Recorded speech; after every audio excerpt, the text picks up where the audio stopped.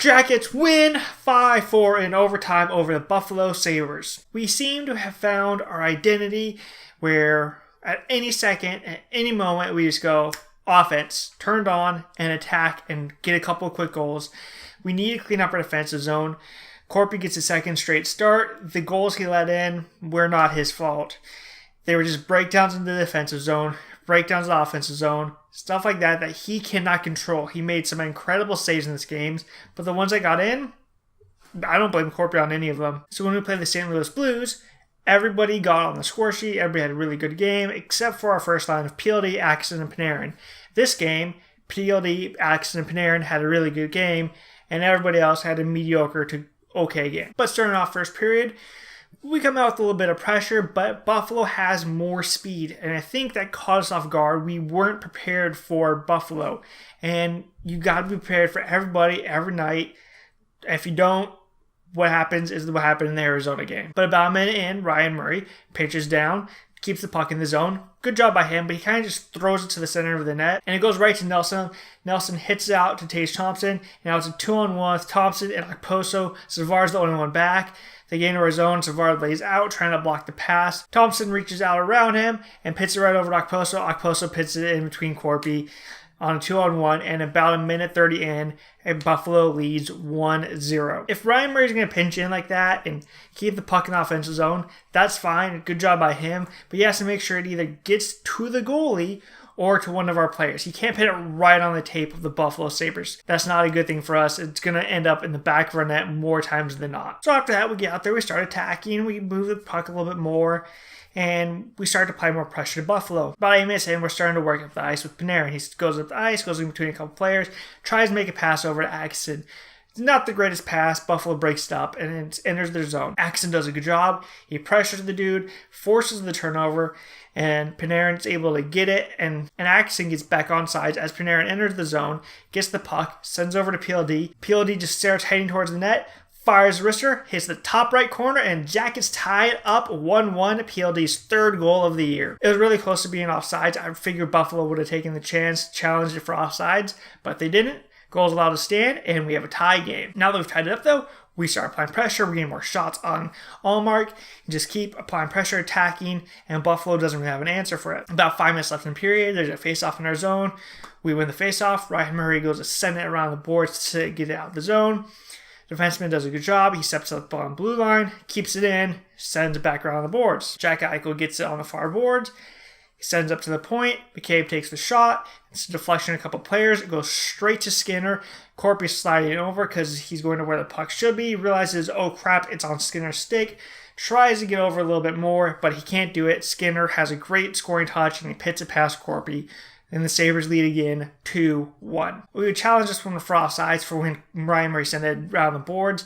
From along the ice, it kind of looked like it wasn't out, but it wasn't conclusive. I would have said, yeah, that's a goal. I can't tell if it's offsides or not. And the rest agreed, so the goal stands 2-1. But we keep attacking. Buffalo gets a little bit of life out of that. They start taking more shots on Corpy. And we end the first period down a goal, 2-1 to the Sabres. So we come out for the second period. We know we're the better team. We put a little bit of pressure on the Sabres.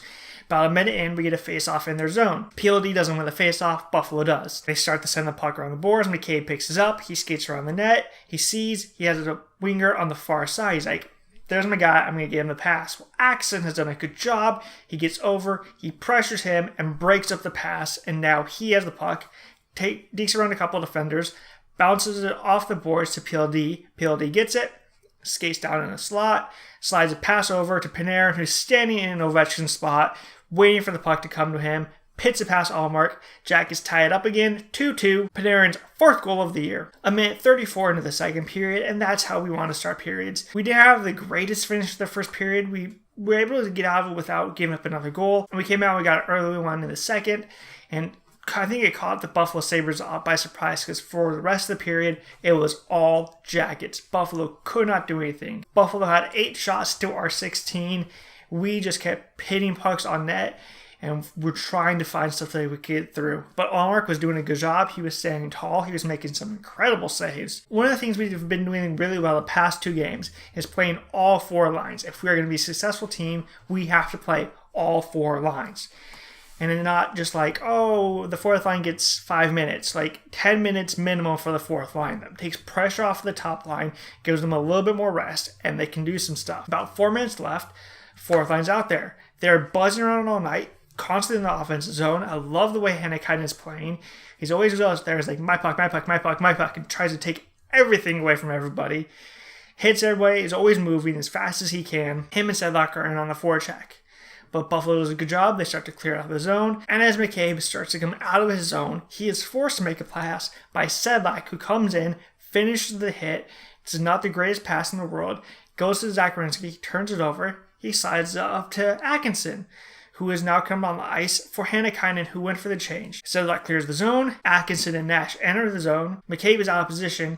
He's trying to get his bearings back after being hit, trying to catch up to Atkinson and Nash. So it's one defender back. Atkinson passes over to Nash. Nash immediately gets back over to Atkinson. Atkinson cuts in front of Allmark, who had slid back over. Pits in the back of the net. Jags now lead 3-1. Atkinson's 5th goal of the year, tying him for the team lead. But that would not last long. We're in our zone. Savard gets the puck. He goes, oh, here you go, Harrington. You make the play out of the zone. Harrington gives it to Foligno. Foligno bounces off the boards. And Atkinson skates into a speed. It's a 2-on-1 again into the offensive zone. Atkinson has his lane the entire way. He's thinking shot. Pits it past Allmark, 5-hole. Now the Jackets lead 4-2. Atkinson's 6th goal of the year. Now he's leading the team by himself. We continue to attack in the second period. Do a very good job. But we end the second period up 4-2 on the Buffalo Sabers. Now what we do in the third period is to go out there and continue to do what we did in the second period. Pit pucks on net, attack the Sabers. Don't let them use their speed because they've got it this year. But Buffalo comes out, they start to use their speed. It throws us off more than it should have. We played 2 periods with them. We should have known what they were going to come at us with. But they get in our zone. They're moving the puck around. They're starting to get set up. The puck works its way to the point to McCabe. But we're in good position. We have people boxed out. Yeah, it's our fourth line out there against their first line, but Seth and Zach are out there, but should be fine. Seth is tied up with Palmaville. Zach kind of has Eichel. As McCabe dumps it in, Eichel goes, bye, and takes off from Zach. He goes behind the net to get the puck. He stops behind the net. Seth sees this and goes, I have to get Eichel. He's really good.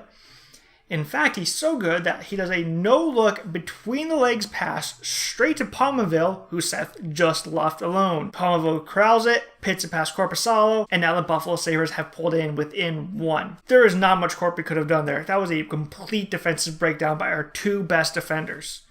Zach should have stayed with Eichel and kept him at least tied up, or made sure he couldn't go behind the net, or go behind the net and take the puck from Eichel. And Seth should have never ever left Palmaville alone. He's a really dangerous player. He's playing on the top line with Eichel and Skinner, so that means he's good, and he's really good down in front of the net. Seth should have stayed with him. We would have been fine. 2 breakdowns, and it's in the back of our net. But that's fine. We're still in a good position. We'll just battle back and continue to attack. A couple minutes later, Savard takes a penalty for slashing Tage Thompson. He goes to the box. Buffalo's in our zone for the faceoff. Buffalo wins the faceoff about 30 seconds into the power play. They get to the point. They put the puck on net. Seth and Zach are there battling with guys. And then for some reason, they decide to turn around and go, do you got the puck, Corpy? Please tell me you're going to make this save. While there are Buffalo Sabres standing right behind them. Casey Middlestat smacks it. It goes in the back of the net. And Buffalo has tied it up 4-4. Not Corpy's fault. Why are Zach and Seth staring at Corpy? That's basic hockey 101. You look away from your goalie, you let him make the save, and you push the defenders away. You tie up their 6 so they can't smack it in. But for the rest of the third period, Buffalo came at us. Corpy stood tall. We did a good job keeping him to the outside, but they could not break through Corpy. We couldn't break through Allmark.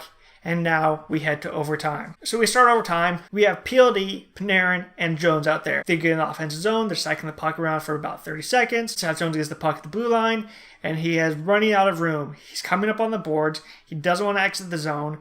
He doesn't want to turn the puck over to Buffalo, so he's like, I gotta go into the zone. He turns around and starts to skate into the zone. And he starts to get tied up, starting to lose the puck. It's not looking good. PLD goes in, helps him out, steals the puck away, and goes, there's a blue jersey. I don't know who it is. Boom. Hits him. Turns out it was Panarin left alone in open ice. Panarin gets it, takes a couple steps down, he shoots the puck, it hits the corner, goes in the back of the net, and Jackets win 5-4 in overtime. Panarin's 5th goal, we tried to give this game away, but we were able to fight through the third period, get in a game in overtime, and when we get to overtime, we are generally good. We've allowed the goal in overtime 3 times out of the last 24 games and going back to last year. So overtime, we're pretty good. So hopefully we can continue to attack and continue to pick up points, especially at home on Tuesday against the Detroit Red Wings. And until then, click like, subscribe, all that fun stuff. And until then, I will see you later.